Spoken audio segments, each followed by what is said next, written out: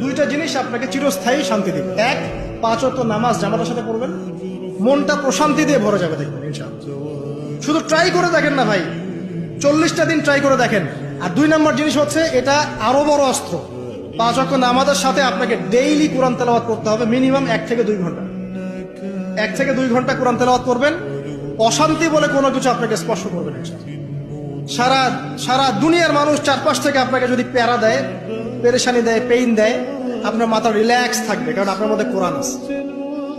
বিশ্বাস করছেন না কথা? আল্লাহর কিতাবের কাছে এসে দেখেন। মাদক ছেড়ে দেন প্রিয় ভাই।